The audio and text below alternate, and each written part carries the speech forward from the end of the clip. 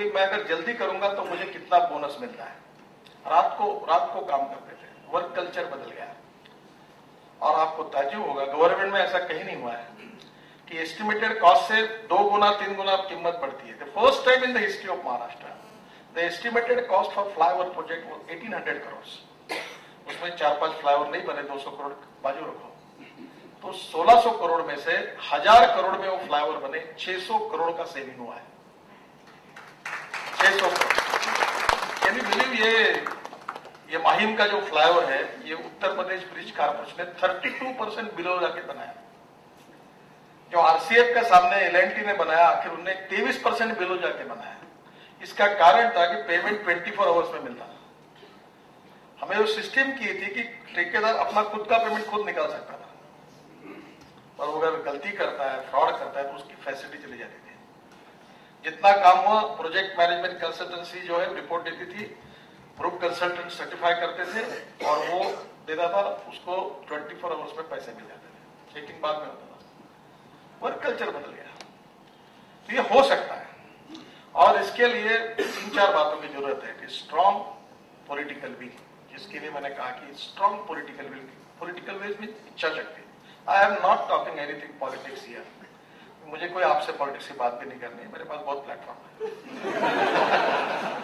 सुबह शाम मैं टीवी पर इस पर अपनी अच्छी बात करते रहता हूं।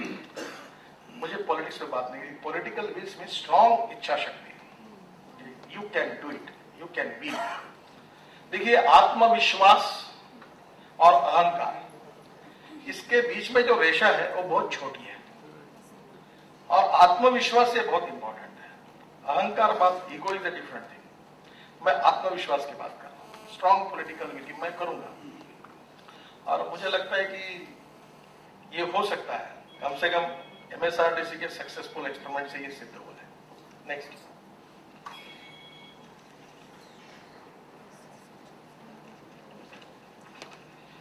हमारे जो चैलेंजेस है उसमें poverty, unemployment, socio economic disparity, lack of basic abilities and lack of infrastructural facilities.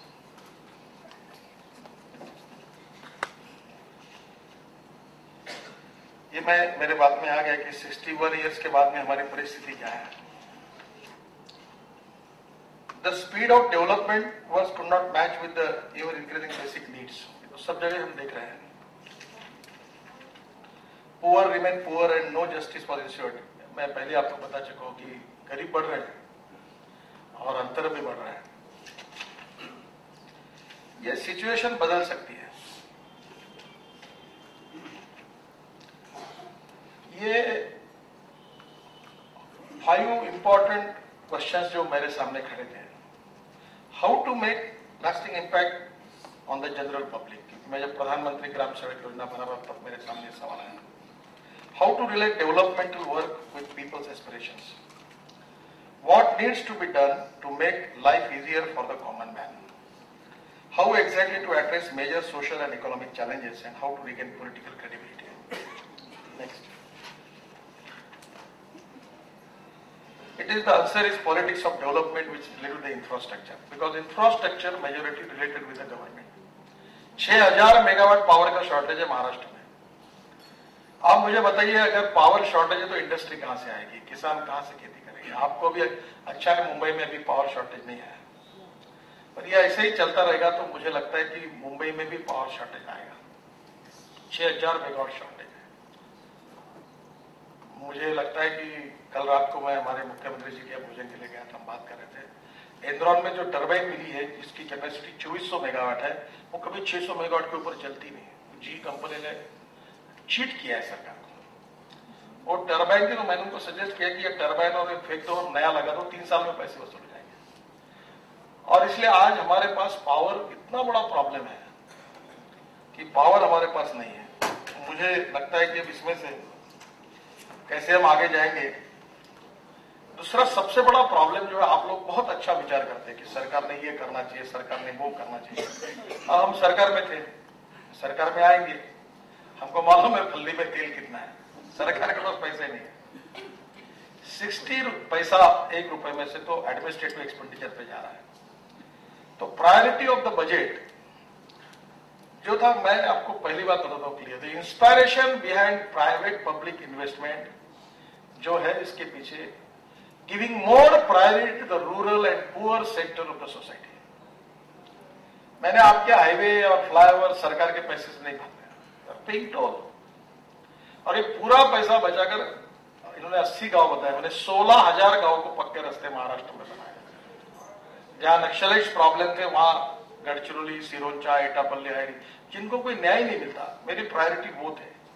और इसलिए बजट के जो काम थे फ्लाईओवर के, वो मैंने पब्लिक प्राइवेट इन्वेस्टमेंट से किए, और जो पुअर क्लास था उसके लिए इंफ्रास्ट्रक्चर अच्छा देने के लिए कोशिश की। इसलिए बजट में लिमिटेशंस है। प्राइवेट इन्वेस्टमेंट जो है वो किसी भी फील्ड में अवेलेबल है, जो मैं आपको बताना चाहता हूं। कभी तो एक बार इसी पे आप स्टडी करिए।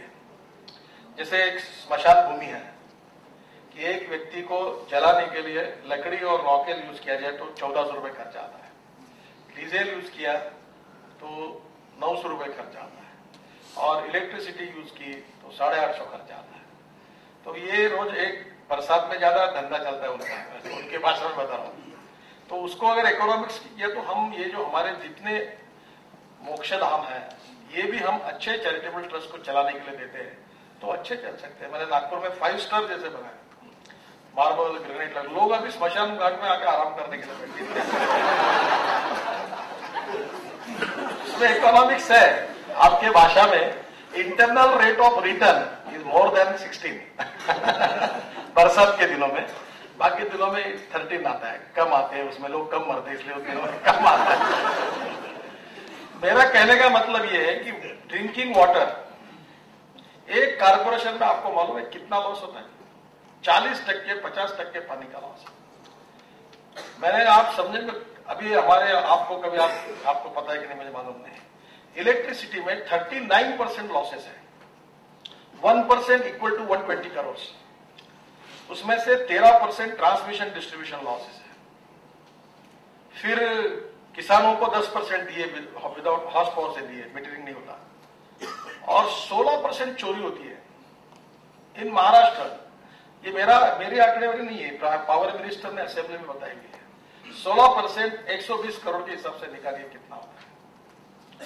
अब ये हमारे 2000 करोड़ की चोरी अगर बिजली की होती तो हमने क्या किया मालूम है? आपको पता है कि मालूम नहीं? हमने एक बिल पास किया कि इलेक्ट्रिसिटी की बहुत चोरी हो रही है, इसलिए हमने निर्णय किया कि जो ईमानदारी से बिल भरते उनके ऊपर इसका चार्ज लगाइए और 25 पैसे आपको चार्ज लगा, टेस्ट चार्ज आप भर रहे हैं, ईमानदारी से भरने वालों पर हमने 25 पैसे चार्ज लगा दिया, चोरी नहीं होगी। इसलिए आज सरकार में जितने चीजों के लिए स्पर्धात्मक रूप से, कॉम्पिटिशन के रूप से, प्राइवेट पब्लिक इन्वेस्टमेंट से जितनी कॉम्पिटिशन होगी, चाहे ट्रांसपोर्ट सेक्टर हो, पब्लिक पावर सेक्टर हो, इंफ्रास्ट्रक्चर, रोड हो, एजुकेशन हो, मैंने इसके लिए बहुत स्टडी किया कि कौन से फील्ड में ये हो सकता है। और बहुत से फील्ड है, पॉलिसी सरकार बनाए, और ये एक चीज है, अगर ये हमने देश में की तो हमारे देश में हमारी डेवलपमेंट की प्रोसेस को हम 3 गुना बढ़ा सकते हैं। बहुत लोग इन्वेस्टमेंट करने के लिए तैयार है। और देखिए दूसरी बात, if you want good services you have to pay for it. ये फुकट वाला काम नहीं बनता। अब मुझे बताइए कि आप एक्सप्रेस हाईवे पे जाके टोल भरते हो, पहले 8 घंटा जाता था, गाड़ी 8 घंटा चलती थी, उतना पेट्रोल डीजल ज्यादा जाता था। अगर आप 2 सवा 2 घंटे में जाते हैं तो उतना डीजल पेट्रोल की बचत होती है, टाइम की बचत होती है, उसके बदले में आपने पैसे दिए तो कोई अड़चन नहीं है। तेरा अभी सरकार की स्थिति नहीं है, सरकार एक्सप्रेस हाईवे बनने के लिए सरकार के पास पैसा नहीं है, सरकार की प्रायोरिटी गरीब आदमी है। हायर एजुकेशन, आपको ताज्जुब होगा, इंजीनियरिंग कॉलेज, एमबीए कॉलेजेस आज सबसे ज्यादा इकोनॉमिकल वायबल इंडस्ट्री है। बिना अनुदान ये एजुकेशन डिपार्टमेंट की इंडस्ट्रियल पॉलिसी है। आपको मालूम है हमारे शिक्षण सम्राटों के पास हवाई जहाज है, 2000 करोड़, 1500 करोड़, 1800 करोड़, 2200 करोड़ के पॉलिटिशियन कुलपति बने हैं, स्वायत्त विद्यापीठ बने उनका। उनको क्या आता और क्या नहीं आता ये सवाल अलग है, पर उनके साम्राज्य खड़े हुए। मैं तो बोलता हूँ आपकी इंडस्ट्री अगर नहीं चलती होंगी अच्छी तो एमबीए कॉलेज खोलो, इंजीनियरिंग कॉलेज को देखो पैसे में चलते। अगर डोनेशन न लेते हुए फी पे लिया तो भी इकोनॉमिक वाइबिलिटी है। So education is a sector where public-private investment, medical, ये हॉस्पिटल, आजकल हमारे यहाँ एक मेडिकल कॉलेज है, वो उन्होंने 25 गाड़ी बसेस खरीदी की और गांव भेजते हैं और पेशेंट ढूंढते हैं, गाड़ी में बिठा के लाते हैं, ट्रीटमेंट देते हैं और पहुंचा देते हैं, ऊपर में ब्रेड बिस्किट चाय पिलाते फुकट में, सेवा के लिए नहीं, बिजनेस के लिए। क्योंकि मेडिकल कॉलेज चलाना 550 बेड का, इसमें से ज्यादा जो एमबीबीएस और एमडी की एडमिशन है उसमें बहुत प्रॉफिट है। आपको मालूम है एक एमडी की एडमिशन कितने में गई? 1,80,00,000 रुपए में गई है एमडी की एडमिशन। आप ही लोग पैसे देने वाले, इसमें से भी कोई होंगे एडमिशन के लिए, मेडिकल और एमडी के लिए देना पड़ते थे पैसे। और इसलिए एजुकेशन, तो इससे सरकार का बजटिव एक्सपेंडिचर कम होगा। हायर एजुकेशन से लेकर टूरिज्म, इरिगेशन, रोड, पावर, अनेक क्षेत्रों में अगर हम पब्लिक प्राइवेट इन्वेस्टमेंट लाते हैं तो इंफ्रास्ट्रक्चर भी, एयरपोर्ट्स। अभी मुझे बताइए, आज मैं हवाई जहाज में कल आया हूं, तो मेरा हवाई जहाज जब कोल्हापुर गया तो उसने कहा कि कोल्हापुर, तो मुझे कोलंबो आया था। तो मैंने पूछा एरोस्टेस को कि ये क्या बोल रहे हैं? तो बोले कोल्हापुर। मैंने ऐसा क्यों बोल रहे? बोले ये जर्मन है, क्योंकि पायलट नहीं है देश में। वहां 55 साल का रिटायरमेंट है यूरोप में, सब गोरे लोग अपने पायलट बने हैं। और हमारे जो छोटे छोटे एयरपोर्ट है, वहां अगर एविएशन इंजीनियरिंग कॉलेज बनता और छोटे से इतना के क्या 40-50 लाख के विमान मिलते होगा, 60 लाख के, उसका ट्रेनिंग अगर देते और पायलट तैयार करते तो 20 लाख रुपए महीने से थाउजेंड्स ऑफ युवक हमको रोजगार मिलता। Lack of vision. मैं एक बात जरूर कहता हूं, you can donate eye but you cannot donate vision. Vision of development is very important. इसलिए प्राइवेट पब्लिक इनिशिएटिव जो है उससे हम लोग इंफ्रास्ट्रक्चर में इन्वेस्टमेंट करें। बाकी तो बातें बहुत सी जो है वो रिलेटेड विद द प्रोजेक्ट्स है, मैं उसको जाना नहीं चाहूंगा। मैं कुछ 5 मिनट में आखिरी बात कह के बोलना खत्म करूंगा।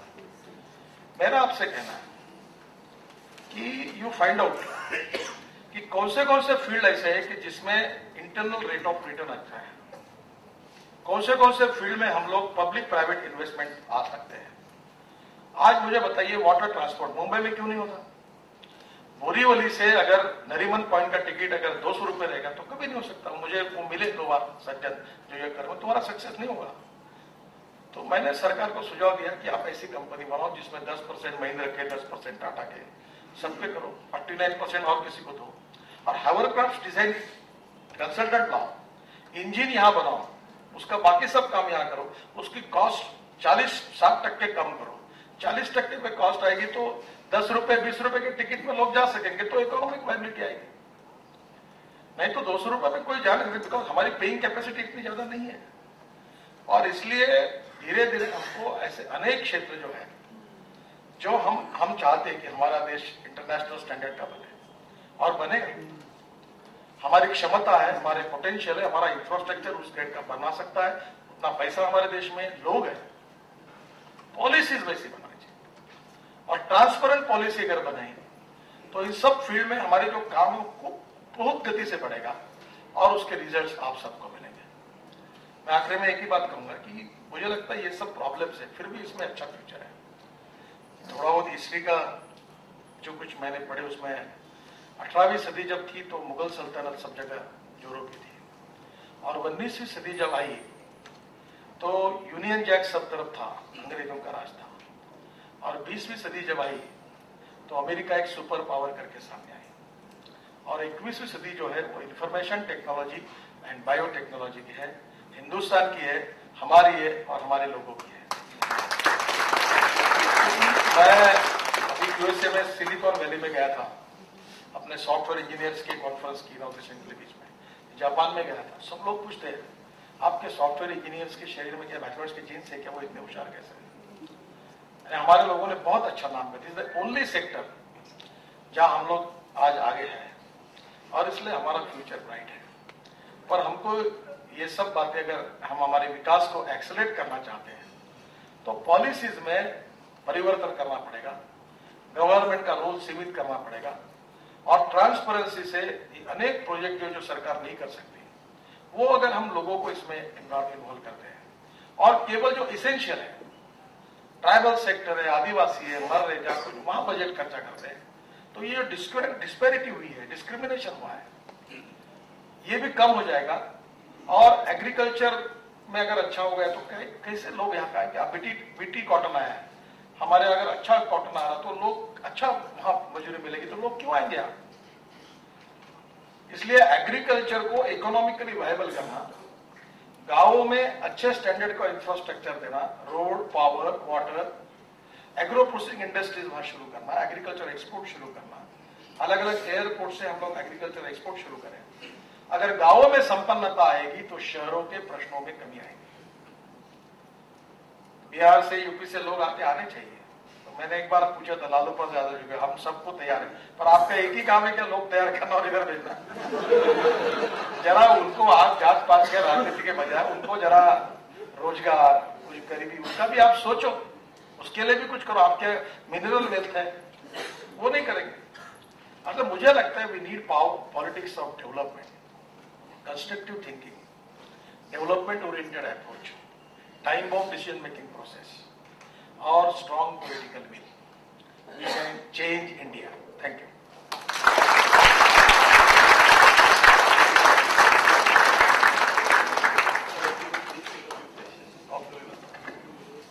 Hire the best of the talents by investing just 0.1% of the thousands of your crores on the projects from the professional industry and let them manage the whole thing and get to see the results. धीरे धीरे यही शुरू हुआ है। Hello hello,